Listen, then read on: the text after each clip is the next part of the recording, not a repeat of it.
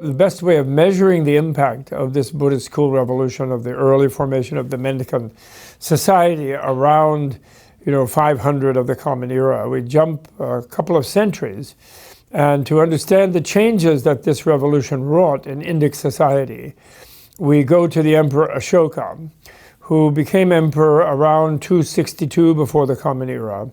And why he's so valuable is that he left an amazing set of pillar edicts, that is to say, edicts carved into stone, onto stone pillars, which he erected all over the place in India.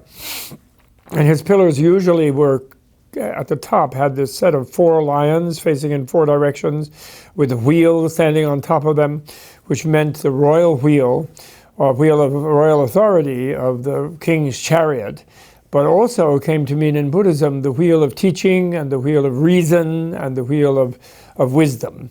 And so it's sort of a double thing. And actually that's what's on the Indian flag today, interestingly, even though the Indians think everything comes from Veda and from Hinduism. That wheel actually comes from Ashoka.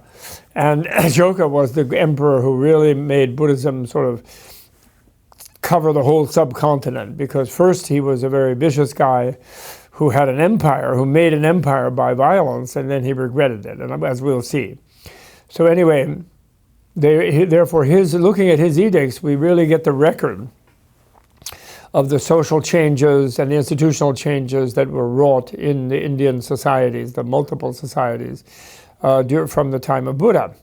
So I have taken from his pillar edicts what I call the 5 principles of the politics of enlightenment.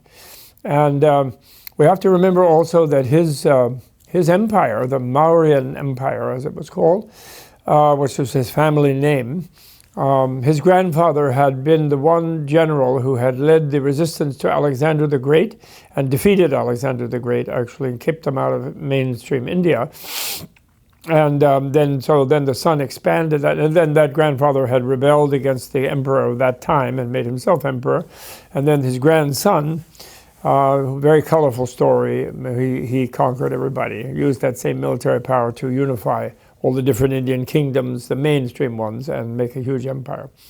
Anyway, under his rule, the countercultural, cool revolutionary Buddhist movement moved into an officially sanctioned role for the first time as an educational and religious institution close to the heart of the national purpose.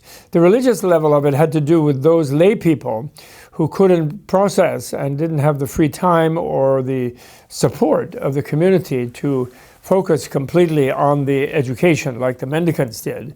And so for them, they just believed it was a good thing. And so in a way you can call that religious, They weren't doing the full-scale education, but they were influenced by it, but they didn't do the full thing.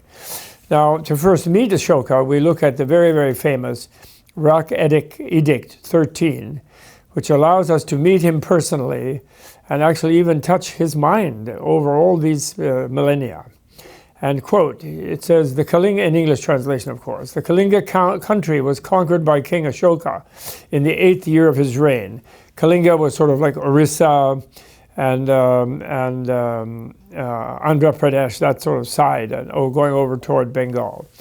150,000 persons were carried away captive. 100,000 were slain, and many times that number died. Immediately after the Kalingas had been conquered, King Ashoka became intensely devoted to the study of Dharma, or truth, this translated here, so I'm meaning Dharma when I say truth, to the love of truth and to the understanding of truth. King Ashoka, conqueror of the Kalingas, is moved to remorse now, for he has felt profound sorrow and regret because the conquest of a people previously unconquered involves slaughter, death, and deportation. Can you imagine, by the way, nowadays, a minister of defense or president or prime minister expressing such remorse for like an evil invasion of some country, unnecessary and inconclusive invasion of a country, killing of many, many people, and then write in public and carve on stone for all prosperity that he had made a mistake and he regrets and he feels remorseful. Can you imagine that? So this Ashoka was really extraordinary, how he changed his mind from the normal conquering, sort of violent, macho kind of military guy, as he was when he had to consolidate the empire. He was like that. So King Ashoka considers truth conquest the most important conquest. He has achieved this truth conquest repeatedly, both here and among the people living beyond the borders of his kingdom, even as far away as 3,000 miles, where Antiochus II Theos of Syria, 261 to 246 BCE, rules, and even beyond Antiochus in the realms of the four kings, named Ptolemy II Philadelphos, 285 to 247 BCE, Antigonus Gonatos of Macedonia, 278 to 39, Magas of Cyrene, 300 to 258, and Alexander of Epirus, 272 to 258. I repeat this to show how extraordinary the reach of this huge empire was, and what a huge impact, therefore, in the 3rd century before the Common Era, the switch around of Indian civilization by Ashoka was. So, and down to the south as far as Sri Lanka, his reach extended. I'm going back to the quote. Here in the king's dominion also, everywhere people heed his instructions in Dharma truth. Even in countries which King Ashoka's envoys have not reached, people have heard about the truth of the Dharma and about His Majesty's ordinances and instructions in truth. And they themselves conform to the truth and will continue to do so. End quote. So Ashoka contrasts his new conquest of truth conquest, Dhamma Vijaya, as he called it, with the old campaign of a king, of an emperor, of sword conquest, Khadga Vijaya, which is, you go beat people up and incorporate them in your empire.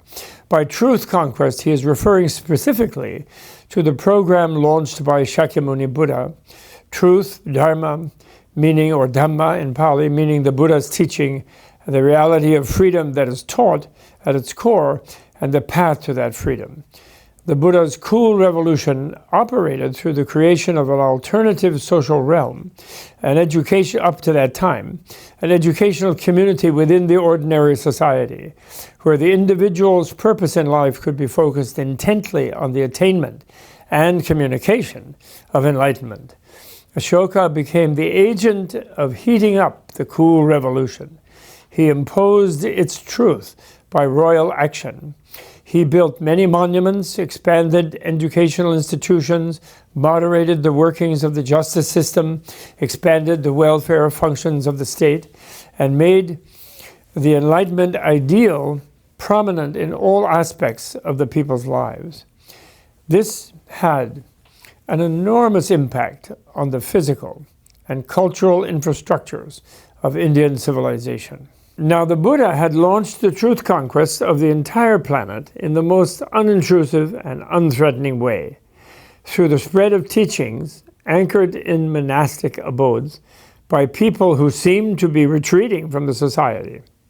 But when the emperor adopted the campaign, it came with a pattern of conquest and authority. The historical fact, however, is that Ashoka did not mount any sort of religious war. He considered it a conquest to send a few unarmed monks out with caravans to spread the teachings of enlightenment to all the kingdoms of the rest of Asia. Thus did the cool revolution rise to the level of establishment power, with mixed results.